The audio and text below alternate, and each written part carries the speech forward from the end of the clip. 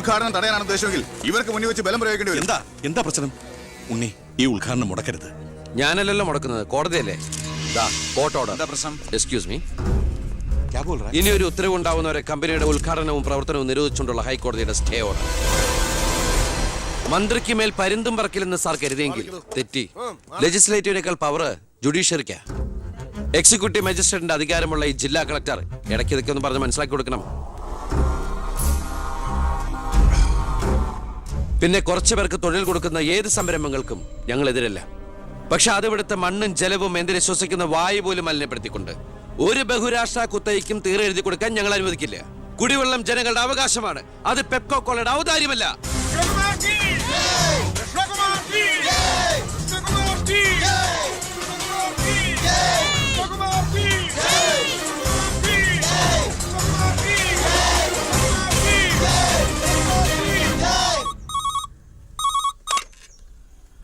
Hello hello, ഞാൻ ഷാരിയ. എന്തൊക്കെയുണ്ട്? എങ്ങനെയുണ്ട്? ഇപ്പൊ എവിടെയുണ്ട്? സ്കൂളിൽ നിന്നാ. എന്തെങ്കിലും പ്രശ്നം? ഒരു ചെറിയ പ്രശ്നമുണ്ട്. ഒരു കാര്യം പറയാനായിട്ട് എങ്ങനെ പറയണ്ടേന്നറിയില്ല. ഒന്ന് നേരിട്ട് കാണാൻ പറ്റുമോ? നേരിട്ട് കാണാൻ പറ്റുമെന്നോ? എപ്പ കണ്ടെന്ന് ചോദിച്ചാ പോരെ? 4 മണിക്ക് സ്കൂൾ വരെ ഒന്ന്. ഓ, ഞാനും കാണാൻ കാത്തിരിക്കല്ലേ.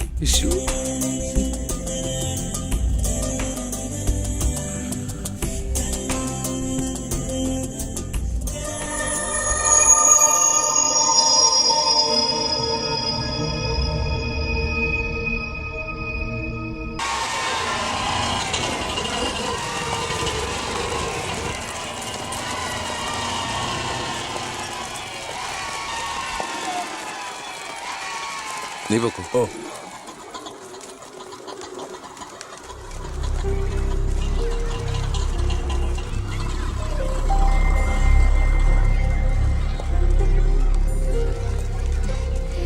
ഞാൻ ഇങ്ങോട്ട് വിളിച്ചത് ബുദ്ധിമുട്ടായോ? ശാരി എന്നെ ഏത് പാതാളത്തിലേക്ക് വിളിച്ചാലും എനിക്ക് വരാൻ ഒരു ബുദ്ധിമുട്ടുമില്ല. അല്ല, ഇതിനൊക്കെ ബുദ്ധിമുട്ടില്ലേ പിന്നെ എന്തിനാ ബുദ്ധിമുട്ട്? എന്താ പറയാനൊരു ബുദ്ധിമുട്ട്? അത് എങ്ങനെ തുടങ്ങണ്ടേന്ന് എനിക്ക് എങ്ങനെ വേണമെങ്കിലും തുടങ്ങിക്കോളൂ. അല്ല, ഒരാള് മറ്റൊരാളെ സ്നേഹിക്കാന്ന് പറയണത് തെറ്റാന്ന് എനിക്ക് തോന്നിയിട്ടില്ല. അതിപ്പോ തെറ്റാന്ന് ആരാ പറഞ്ഞെന്ന്? അപ്പൊ തെറ്റല്ലല്ലോ. ഈ ഇഷ്ടം, പ്രേമം എന്നൊക്കെ പറയണത് പവിത്രമാണ്, പരിഭാവനമാണ്. അതിന് പ്രായവും പരിമിതികളൊന്നും ഒരു പ്രശ്നമല്ല. സ്നേഹമാണ് അഖിലസാരമൂഴിയിൽ എന്ന് കുമാരനാശൻ പറഞ്ഞിട്ടില്ലേ? മനസ്സുകൾ തമ്മിലുള്ള ഐക്യം, പൊരുത്തം, പിന്നെ പരസ്പരം മനസ്സിലാക്കാനുള്ള പക്വത, അത് മതി പരിശുദ്ധമായ പ്രണയത്തിന്. എനിക്കും അത്രയൊക്കെ തോന്നിയിട്ടുള്ളൂ. പക്ഷേ പാവപ്പെട്ടവരും പണക്കാരും തമ്മിലുള്ള അന്തരം എന്നൊക്കെ പറഞ്ഞ എന്താ അന്തരം? പോവാൻ പറയണം. ഇങ്ങനെ ഒരു ബന്ധത്തിന് എതിർപ്പുകൾ ഉണ്ടാവും, സ്വാഭാവികം. നമുക്കത് മനസ്സിലാവും. പക്ഷെ ആ എതിർപ്പുകളുടെ കോട്ടമതിലുകൾ തച്ചുടച്ചൊന്നാകണം. എപ്പോഴായാലും ചേരേണ്ടവർ തമ്മിലേ ചേരും. ചേർക്കണം, എന്നാലേ മറ്റുള്ളവരുടെ പ്രാർത്ഥന ഉണ്ടാവും. പിന്നെ നമ്മൾ കല്യാണമൊക്കെ കഴിച്ച് 3-4 കുട്ടികളാവുമ്പോ ഈ എതിർപ്പുകളൊക്കെ കാറ്റിൽ പറത്തിവിട്ട പട്ടം കണക്കെ പറന്ന് അങ്ങോട്ട് പൊക്കോളും. നമ്മുടെ കല്യാണോ? ഞാൻ ഉദ്ദേശിച്ചത് അതല്ല. പിന്നെന്താ ഉദ്ദേശിച്ചത്? പ്രസാദ്,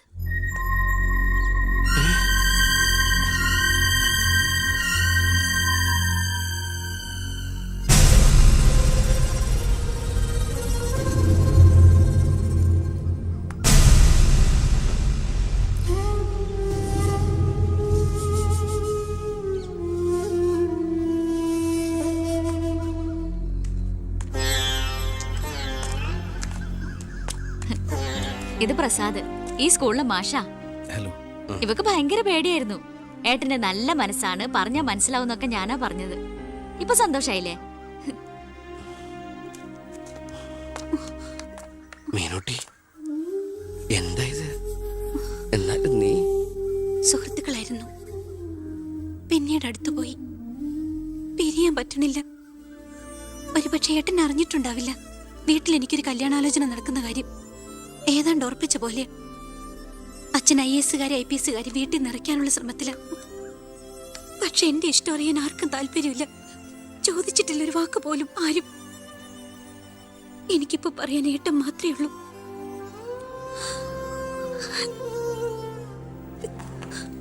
തെറ്റായിട്ട് പറയുകയല്ല. മന്ത്രിയുടെ മകൾ, കോടീശ്വരി, നല്ല വിദ്യാഭ്യാസം, സുന്ദരി, ആർക്കും മോഹം ഉണ്ടാവും. ഞാൻ അറിഞ്ഞിരുന്നില്ല മന്ത്രിയുടെ മകളാണെന്നൊന്നും. ഒരുപക്ഷെ എൻ്റെ ക്യാരക്ടർ അറിയാവുന്നതുകൊണ്ടാവാം മീനു അത് മാത്രം എന്നിൽ നിന്ന് മറച്ചു വെച്ചത്. എൻ്റെ ആഗ്രഹങ്ങൾക്ക് ഞാൻ എന്നൊരു പരിധി വെച്ചിരുന്നു. വീട്ടിലാരൊക്കെയുണ്ട്? അച്ഛൻ, അമ്മ, പെങ്ങമാർ. അവരുടെയൊക്കെ ഏക പ്രതീക്ഷയും അത്താണിയും ഞാൻ തന്നെയാണ്. എംഫിലിൻ്റെ റിസൾട്ട് വന്നാൽ എനിക്ക് ഏതെങ്കിലും ഒരു മാനേജ്മെൻറ്റ് കോളേജിൽ ലെക്ചർ പോസ്റ്റ് ഉറപ്പാണ്. അത് കഴിഞ്ഞ് കൃഷ്ണകുമാറിനെ കാണണമെന്ന് വിചാരിച്ചിരിക്കുകയായിരുന്നു ഞാൻ. ശക്തമായ എതിർപ്പുകൾ ഉണ്ടാവും. അതിനൊക്കെ തരണം ചെയ്യാനുള്ള തൻ്റെ അവിടെ ഉണ്ടോ? ഉണ്ട്. എങ്കിൽ ഞാൻ കൂടെ ഉണ്ടാവും.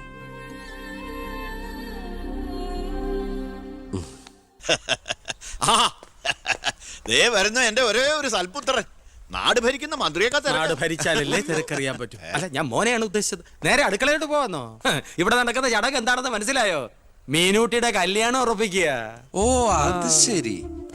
ഞാനും വിചാരിച്ചു എന്താണ് ഇവിടെ ASP ആയിട്ട് ഒരു ബിസിനസ് എന്ന്. എന്നിട്ട് കച്ചവടം ഉറപ്പിച്ചോ? ഇപ്പൊ ഉറപ്പിക്കും. Hello, I am Harindran from Singapore. ഏയ്, ഒരു ആ, മിനിറ്റ്. ഇനി ഹരീന്ദ്രൻ സാർ ഇരിക്കുക. അല്ല, ചുമ്മാ കയറി നിൽക്കണ്ടല്ലോ. ഈ കല്യാണം നടക്കില്ല. അവൾക്ക് വേറെ ചെറുപ്പക്കാരൻ ഇഷ്ടാ. പയ്യൻ കോട്ടപ്പുറ സ്കൂളിലെ മാഷ, പേര് പ്രസാദ്. അവൾക്ക് ഈ കല്യാണത്തിന് ഇഷ്ടമല്ലാത്ത നിലയ്ക്ക് ഇതിന്ന് പിന്തിരിയല്ലേ ബുദ്ധി. അതല്ലേ നല്ലത്. പെണ്ണിന്റെ ഫ്ലാഷ് ബാക്ക് എനിക്കൊരു പ്രശ്നമല്ല. അല്ല, ഇതിൽ ഇടപെടാൻ താനാരാ? ഞാൻ അവളുടെ ഓരോരോ ആങ്ങളാ. എനിക്ക് പെണ്ണിന്റെ അച്ഛനുമായിട്ട് അടിയില്. ഇവിടുത്തെ മന്ത്രിക്ക് ഒരു IPS കാരനെ ആവശ്യം. എനിക്കൊരു മന്ത്രി, ഒരു ഗീവ് ആൻഡ് ടേക്ക് പോളിസി. ഓ, അത് ശരി. അങ്ങനെ ഒരു ബന്ധമാണ് അച്ഛനും നിങ്ങളും ആഗ്രഹിക്കുന്നെങ്കിൽ നിങ്ങൾക്ക് തമ്മിലാണ് കല്യാണം കഴിച്ചൂടെ? ഒരു ഗിവ് ആൻഡ് ടേക്ക്. അയ്യോ, ഞാനില്ല, എന്നെ ഒഴിവാക്കിയേക്ക്. നിങ്ങൾ തമ്മിലാവുമ്പോ നല്ല ചർച്ചയായിരിക്കും. മേഡ് ഫോർ ഈച്ച് അതറാ. അവൻ ചിരിച്ചോണ്ടാ ഇടപഴകുന്നേ. കുഴപ്പമില്ലെന്ന് തോന്നുന്നു. ചിരിച്ചോണ്ട് പൊളിച്ച തെറി പറയാനും എടുക്കനാ മകനെ. വാ മോളെ. നമ്മൾ എന്തായാലും ഈ കല്യാണം നടത്താൻ പോണില്ല. പിന്നെ എന്തിനാ വേഷം കിട്ടില്ല? മോളാത്തേക്ക് അച്ഛന്റെ വെറും നേരം പൊക്കളല്ലേ ഇതൊക്കെ. ചുമ്മാ അമ്മേ. ആ, അപ്പൊ ഇറങ്ങല്ലേ?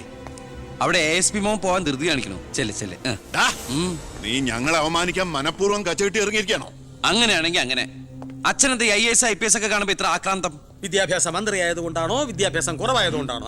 അല്ല, പറഞ്ഞു കൊടുക്ക സാറേ, ഇംഗ്ലീഷ് അക്ഷരം കൊണ്ട് എന്താ അത്ര ഭ്രമമെന്ന്. ദേ, ഒരു IPS കാരനെ പിടിച്ച് ലീവ് എടുപ്പിച്ചിട്ട് ഫൈനാൻസിങ് കമ്പനി തുടങ്ങിയിരിക്കുക. അത് പിന്നെ അഴിമതിയിലൂടെ കിട്ടിയ കള്ളപ്പണം സൂക്ഷിക്കാൻ മറ്റൊരു മാർഗം വേണ്ടേ എന്ന് ചിലര് പറയുമെന്ന്. ഇപ്പതാ കളക്ടറെ കൊണ്ട് ലീവ് എടുപ്പിക്കാൻ പോവാ 5 സ്റ്റാർ ഹോട്ടൽ തുടങ്ങാൻ. ഇതുമൂലം രാജ്യത്തിന് നഷ്ടപ്പെടുന്നത് ഒരു IAS കാരന്റെ IPS കാരന്റെയും സേവനം. അയ്യോ, അതോർത്ത് സാറ് സങ്കടപ്പെടരുത്. ഇവരുടെ സേവനം നഷ്ടമാകുന്നതുകൊണ്ട് രാജ്യത്തിന് ഗുണമേ ഉള്ളൂ, ദോഷമില്ല. അത് മോൻ സാർ മനസ്സിലാക്കണം. അച്ഛന് വെട്ടിപ്പിടിക്കാനും ഷോ കാണിക്കാനും എന്തിനാ സ്വന്തം കുട്ടികളുടെ ഇഷ്ടങ്ങൾ കുരുതി കൊടുക്കുന്നത്? അച്ഛനോട് ഞാൻ പറഞ്ഞല്ലേ മീനുട്ടിയുടെ ഇഷ്ടത്തെ കുറിച്ച്. ഇനിയെങ്കിലും അച്ഛൻ അവൾ ആഗ്രഹിച്ച കല്യാണം നടത്തി കൊടുക്കുക. ഇല്ല, ഞാൻ ജീവിച്ചിരിക്കുമ്പോ ഞാൻ തീരുമാനിച്ച കല്യാണം നടക്കൂ. എന്തിനാ അച്ഛൻ എത്ര വാശി? ഞാനും അച്ഛന്റെ മോൻ തന്നെയാ. അതേ വാശി തന്നെ ഞാൻ പറയാ. ഞാൻ ജീവിച്ചിരിപ്പുണ്ടെങ്കിൽ അവൾ ആഗ്രഹിച്ച കല്യാണം നടക്കൂ. കാണാം. ഇതൊന്നും ഞാനത്ര വലിയ കാര്യമാക്കുന്നില്ല സർ. എന്റെ തീരുമാനങ്ങൾക്ക് മാറ്റമില്ല. പക്ഷെ പ്രശ്നം അതല്ല.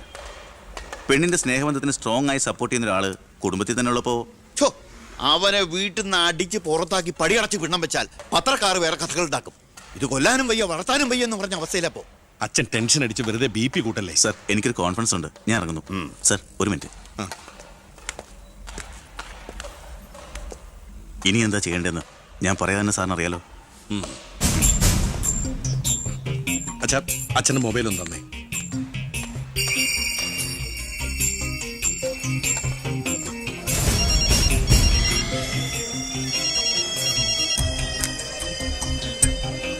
ഹലോ. പവിത്രന്. പേര് പ്രസാദ്. കോട്ടപ്പുറം UP സ്കൂളിലെ കണക്ക് വാദ്യാൻ. രാഷ്ട്രീയ വൈരാഗ്യം. പിന്നെ വിവരങ്ങൾ അപ്പപ്പ തന്നെ അറിയിക്കണം. നീ ഇപ്പൊ എന്ത് ചെയ്യാൻ പോവാ? അച്ഛൻ ആരുടെ മുമ്പിലും തല കുനിക്കുന്നത് കാണാൻ എനിക്ക് വയ്യ. നമ്മുടെ മീനുവിന്റെ കല്യാണം മാന്യമായി നടത്തണ്ടേ അച്ഛാ?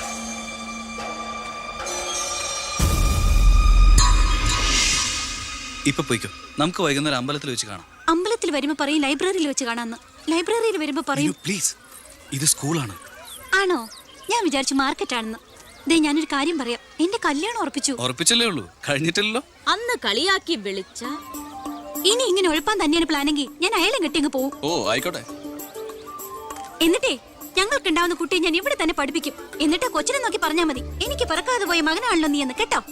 മീനൂട്ടി, എനിക്ക് വേറെ പണിയുണ്ട്, ഞാൻ പോവാ. ഓ, ഇങ്ങനൊരു മണിക്കൂസിനെയാണല്ലോ ഈശ്വര ഞാൻ സ്നേഹിച്ചത്. ഇന്ത്യയുടെ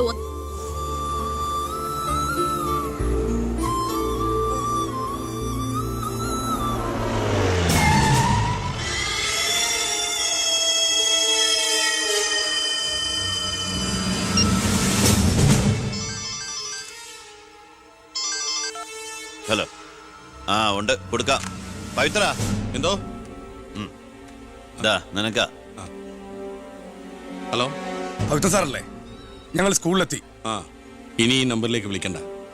ആ ശരി ശരി, ഓക്കെ. +9 = 25. ഇനി എല്ലാവരും ഇത് എഴുതിയെടുത്തോളൂ.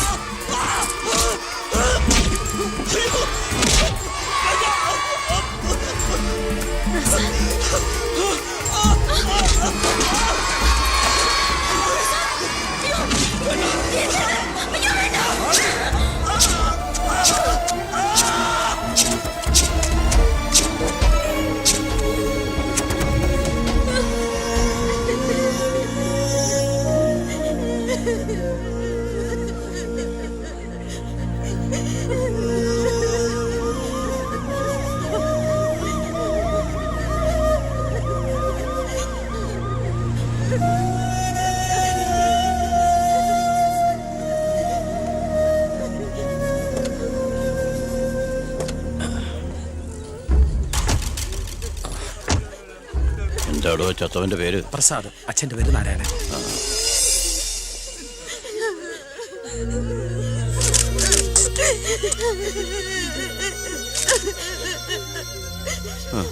പ്രസാദിന്റെ അച്ഛൻ ഈ ഇരിക്കുന്നു.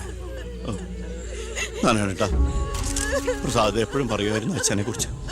വിഷമിക്കരുത്.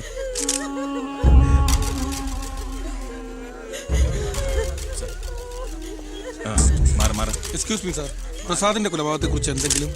പ്രസാദിന്റെ മരണം കേട്ടപ്പോൾ ഞാൻ ഞെട്ടിപ്പോയി. പാർട്ടിക്ക് നഷ്ടപ്പെട്ടത് ചൂട് മുശിരുള്ള ഒരു സജീവ പ്രവർത്തകൻ. പാർട്ടിയുടെ സജീവ പ്രവർത്തകൻ ചുളുവിൽ ഒരു രക്തസാക്ഷി ഉണ്ടാക്കിയെടുക്കുക. ആ പാവത്തിന് രാഷ്ട്രീയം എന്തെന്ന് അറിയുമല്ല. എന്താ സാർ, കൊലപാതകയെ കുറിച്ച് വല്ല തുമ്പും കിട്ടിയോ? പട്ടാ പകൽ എല്ലാവരുടെയും മുമ്പിലിട്ട് എന്നിട്ടും പ്രതിയെ പിടിക്കാൻ പോലീസിന് കഴിഞ്ഞില്ലെന്ന് വെച്ചാൽ നാണക്കേടാണ് സാർ. താൻ എന്തിനാ എന്റെ അടുക്ക ചൂടാവുന്നേ? അധികാരമുള്ളവർ പറയുന്നത് അനുസരിക്കാൻ എനിക്ക് കഴിയൂ. അധികാരം ഉണ്ടോ എനിക്ക്? എങ്കിൽ താൻ പറയുന്നത് അക്ഷരം പ്രതി അനുസരിക്കാൻ ഞാൻ. രാജ്യത്തിന്റെ തന്നെ അഭിമാനമാണ്. കൊലപാതകയെ പറ്റി വ്യക്തമായ സൂചന എനിക്ക് ലഭിച്ചിട്ടുണ്ട്. എങ്കിൽ പിന്നെ സാറിനെ അവരെ അറസ്റ്റ് ചെയ്തൂടെ? വെറുതെ അറസ്റ്റ് ചെയ്തിട്ട് കാര്യമൊന്നുമില്ല. സാക്ഷികൾ വേണം. അല്ലെങ്കിൽ കോടതിയിൽ നിന്ന് പുല്ല് പോലും ഇറങ്ങിപ്പോരും. സാക്ഷി പറയാൻ ആളുണ്ടാവണം. ആരും ഉണ്ടാവില്ല. ഉണ്ടെങ്കിലോ അധികാരികളുടെ ഒക്കെ ഉത്തരവിന് മേലെ നിന്നുകൊണ്ട് ഞാൻ പ്രതിയെ കസ്റ്റഡിയിലെടുക്കാം. ശിക്ഷ വാങ്ങിക്കൊടുക്കാം.